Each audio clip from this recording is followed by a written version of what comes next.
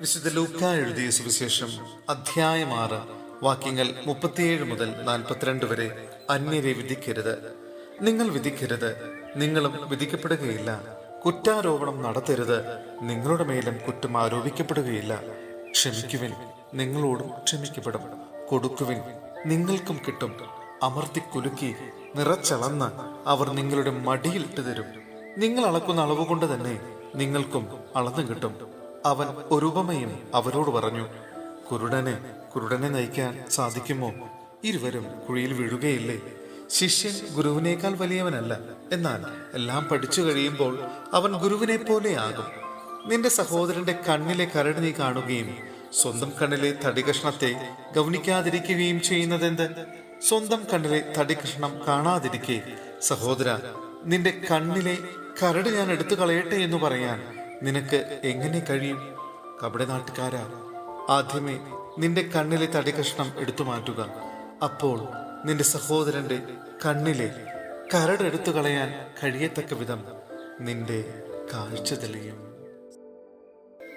സഹോദരരെ, വിശുദ്ധ പത്രോസ്ലിഹ എഴുതിയ 2-ാം ലേഖനം അധ്യായം 3 വാക്യങ്ങൾ 14 മുതൽ 18 വരെ. കർത്താവിന്റെ പ്രത്യാഗമനം.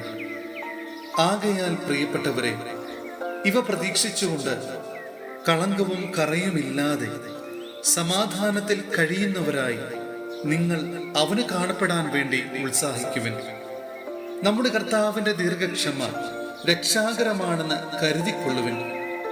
നമ്മുടെ പ്രിയപ്പെട്ട സഹോദരനായ പൗലോസ് തനിക്ക് ലഭിച്ച ജ്ഞാനമനുസരിച്ച് ഇക്കാര്യം തന്നെ നിങ്ങൾക്ക് എഴുതിയിട്ടുണ്ടല്ലോ. ഈ വിഷയത്തെക്കുറിച്ച് പറയുമ്പോഴെല്ലാം ഇങ്ങനെ തന്നെയാണ് എല്ലാ ലേഖനങ്ങളിലും അവൻ എഴുതിയിരിക്കുന്നത്. മനസ്സിലാക്കാൻ വിഷമമുള്ള ചില കാര്യങ്ങൾ അവയിലുണ്ട്.